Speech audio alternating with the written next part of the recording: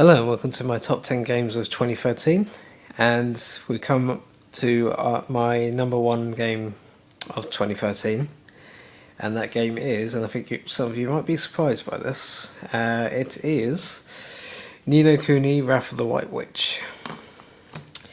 Now, I actually have a lot of history with Level 5, the development team behind this game. Around 10 years ago, they created a game. Well, before that, they created a game called Dark Cloud, which had a real sort of cult following. Probably a little bit more than that, but the game that I first started with for them was a game called Dark Chronicle, or Dark Cloud 2 if you live elsewhere in the world. And that game really sort of brought me into the JRPG sort of world, where like previous games from the PS1 era kind of I don't want to say confused me, but I was a little bit put off with like the whole aspect of JRPGs at that time. But I was quite young at the time, so yeah, and I have since gone back and played quite a few of them during that era. And yeah, I absolutely loved Dark Chronicle. The visual style, the characters, the sort of like the warmness and the sort of heart wrenching. Oh, I don't, not really heart wrenching, more heartwarming sort of adventure. Unlike some of the Final Fantasy games, which the characters can be quite cold, and yeah, but not that that's a bad thing. You know, it's, every sort of RPG series has its own style. But yeah, Dark Chronicle again. The amount of things you could do, like the different mini games, like there was like a golf type mini game. There was like I believe it was like fish races you could like enter, and the ability to create.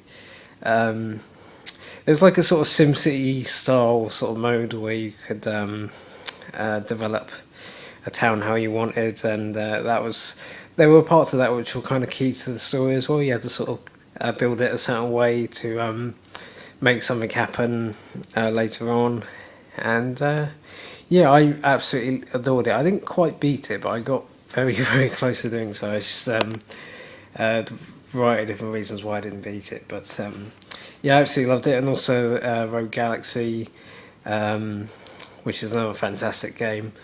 Also White Knight Chronicles 1 and 2 they made, although I haven't actually played them myself, but I've heard decent things about it. But yeah, anyway, Ni no Kuni on the other hand is sort of co-developed with Studio Ghibli, who have made some fantastic anime movies in the past, like Spirited Away especially, which I absolutely love, Princess Mononoke, My Neighbor Totoro, among others, and yeah, really fantastic like series of animated movies. And yeah, it's sort of collaborated this game with Level 5, and it's just a absolutely outstanding combination. And yeah, it's unlike a lot of RPGs in the past, where this one is actually really easy to get into. There's even different difficulty levels. A lot of trouble I had with like RPGs in the past is if you you sort of stop playing for a little bit, and you forget where you are. With this game, when you load up the game, you get like a little message as you're about to load it up, telling you where you are in the story and what you have, what your next objective is, which I think is a really nice touch. I think a lot of RPGs should do more of that in the future, definitely. And yeah, it's real time strategy based rather than turn based. Real time, I mean real time based in a sort of RPG nature, where you can actually move around in the battles. Very similar to that of the Dark Cloud games. Yeah, you can.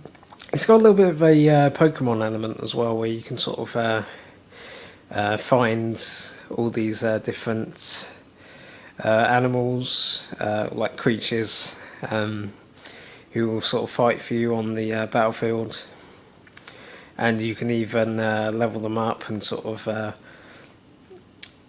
create like level them up to create like new versions of that creature, and yeah, it's a really interesting system.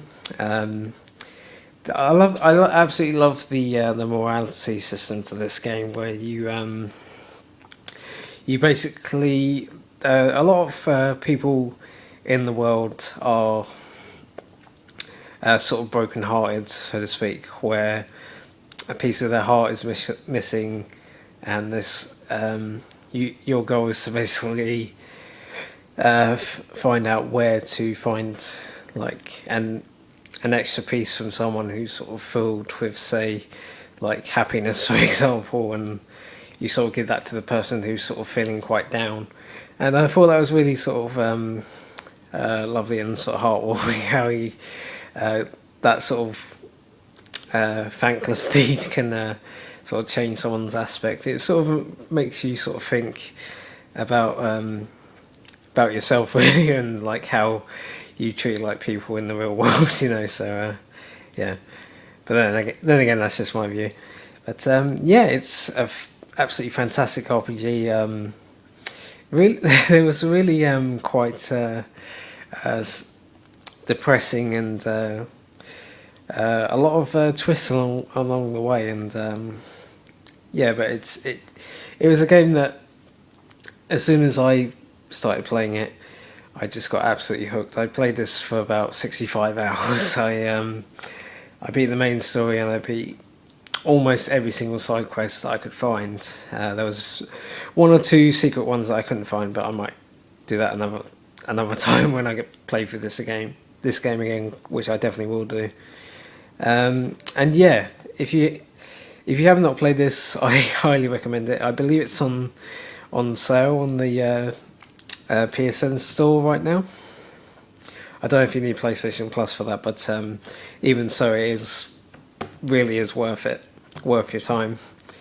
I know with PlayStation 4, Sony are doing like a PlayStation Now service, I believe it is, where you can download like PS1, 2 and 3 games, and if you're sort of switching over to PS4 and you're looking for fantastic games on the PS3 to play, I would definitely recommend this game, and also The Last of Us as well.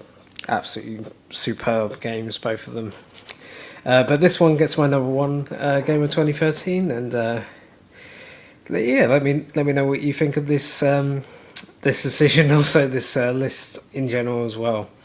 And yeah, I thank you for watching, and this is Skip the End signing off. Take care.